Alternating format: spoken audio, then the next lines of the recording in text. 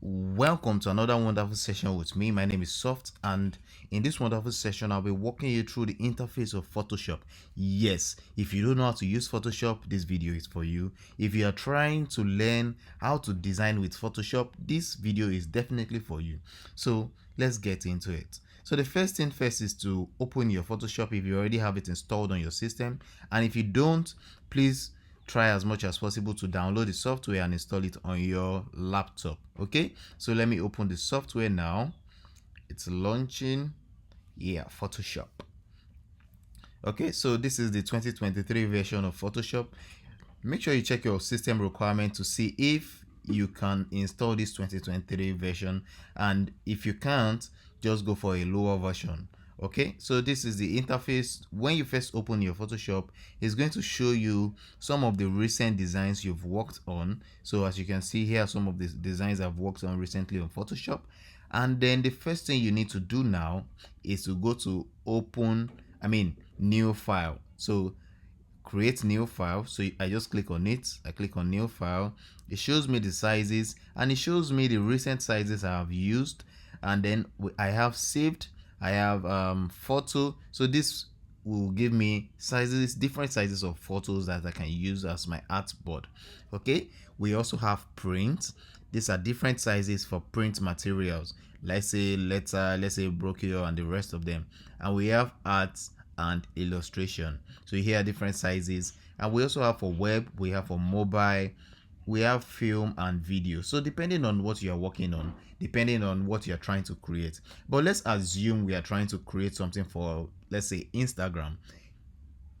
We'll be using the size 2000 by 2000 pixels. As you can see, 2000 by 2000. Make sure it is in pixels, and make sure you follow these settings. Make sure it is in RGB color, white background content, and all of this. Okay, so it is very, very simple and straightforward. Now, after selecting the size, you just click on create. So let me click on create. Then it takes me to this interface here. As you can see how beautiful and how simple it looks. You have all the tools you need here. You have some of the other tools and the layers here, and as well you also have some other things at the top. Mostly you have alignment here, and then you have some of the other filters at the top here. All right, so yeah, this is your color palette. You have different colors and switches and patterns as well, so you can do almost anything with Photoshop. Yes. All right, so let's start with the first thing, which is the selection tool. This tool is basically for selecting layers or something from something. Do you understand? Anyway, I'm going to show you how it works, so you don't need to worry about anything.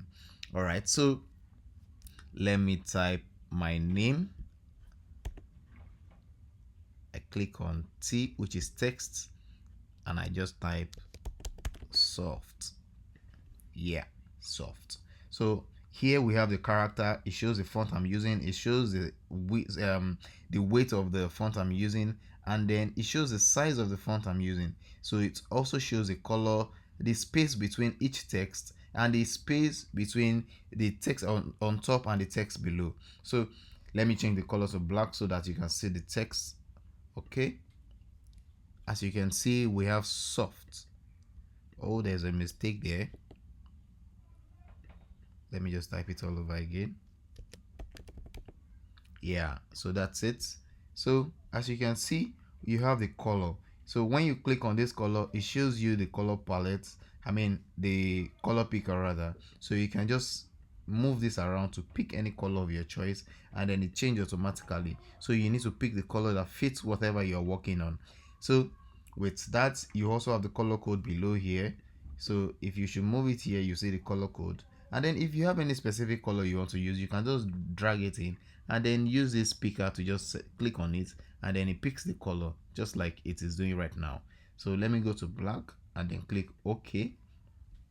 All right, so like I said, I'm going to show you how the selection tool works. As you can see, it is active now. That's why it's showing, that's why it's darker than the rest of them. If I should click on this one, you see this one is darker. So the selection tool is darker now. So it means if I click on this, it selects it. Can you see? Very simple. It selects the text, and the layer here is also showing that this text is active. So imagine I have other text. Let me just duplicate this. can you see it create another layer? So if I click on this, it selects the layer I'm working on. Do you understand? So it's very simple and straightforward. And then you have this as well. This is more like a selection tool as well, but a specific selection tool for making a shape selection. Okay, so under this you also have other types of selection tool, which is a elliptical and the rest of them. All right, so as we go on, you get to understand this better. Yeah, so we also have the lasso tool, which is basically for selecting, but it's more like a freehand selection where you can just draw and connect lines together to draw something, just like you can see in the illustration that is displaying right now.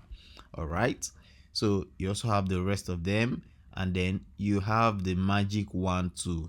This is basically for selecting colors or background, and then if you want to delete it, you can just do that. Okay, so let me just show you how it works so you have a better understanding. Let me just drag in a picture or something that has background so you can get it better. Okay, let me pick this 60. All right, so as you can see, I'm coming. Okay, this doesn't have a background, so let me just delete it and bring in something with background so you get what I'm saying. Okay, okay, let me pick this image. Yeah, so as you can see, this is an image with background. It has a white background. Let me show you. So let me place it here, and then all I just need to do is click on the left hand selection tool and come here, or on Windows rather, you just left click and come to rasterize layer. Can you see rasterize layer? So when you click on it, it rasterize the layer, and then when I click on this magic wand tool, it selects the white portion of this image. Can you see it is eating into the image because the person himself has some touch of white in his color. Yeah, so it is basically for deleting background or deleting a particular color. Can you see? So it has deleted all the white areas in the image, including part of the object himself. Okay, so let me delete it and show you another one so you get a much more better understanding. Okay, so this is another image. So all I just need to do is come here, right click and scroll down, click on rasterize layer, rasterize the layer, click on the magic wand to click on the background, and then it deletes the particular color. Can you see? So it just deletes the particular color. So it's very selective. It picks a particular shade, and once you select that shade, it deletes everything that is related to that shade. So you have to be very careful when you are using the magic wand tool, or else it will just destroy the image, just like you can see right now. Okay, so with that being said, let me delete this. Let's move to the next thing, which is the crop tool. Okay, let me drag in that image again. So the crop tool is basically for cropping, as you can you should be able to figure that out already. It's just for cropping stuff. So I don't need to show you all of that because you know how it works. And then perspective crop and all of that. And also this is also a frame tool, and then we have the eyedropper tool, which is basically for selecting a particular shade, just like the picker.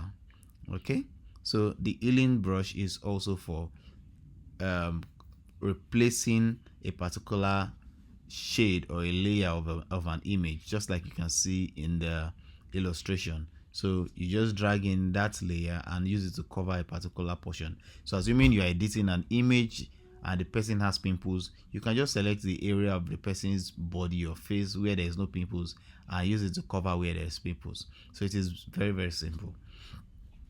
Okay, let me just show you how it works. So all you just need to do is rasterize the layer.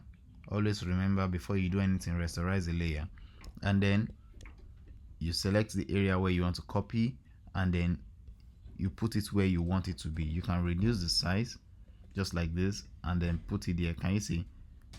Can you see the effect? Can you see it's copying another portion of our body and then replacing it with the other side?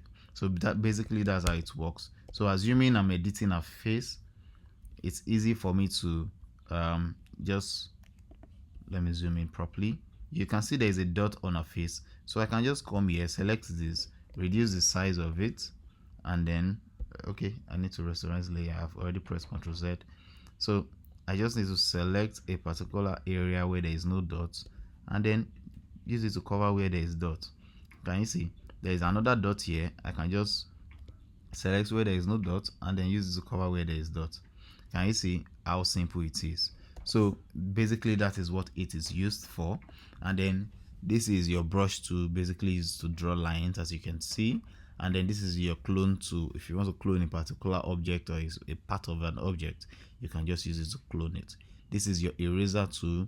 You can use it to erase any part of your image, as you can see. And then you have the gradient tool. You can use this to draw any gradient of your choice and put in the color of your choice. Very, very simple. So what else? Yeah, this is very, very important. This is the dodge tool. You can use this for your image to lighten up your image, and then you can as well use it to darken your image by clicking on the sponge tool. Can you see? You can use all of that. Then the bond tool as well to make it darker. So it is very, very simple and straightforward. You use the pen tool to also draw, and the text tool. Yeah, we've used the text tool. You use this to type your text. And then what else? Yes, you have the direction tool. You use this to adjust your pen tool. So guys, this is also your shape. You have the rectangle. If you click on it, you have your ellipse, triangle, and the rest of them. So you can always use all of these. Guys, this is very, very simple. All you just need to do is understand how the tools work, and then you can do marvelous things with this software. This Photoshop is a very, very good software that you should have. It is a must-have for you if you are a business owner, or you are a graphic designer who is trying to improve, or you just develop interest in designs generally. This is for you. So subsequently, I'm going to be explaining more and diving more into what you can do with your Photoshop. But for now, I'll catch you up later. Take care.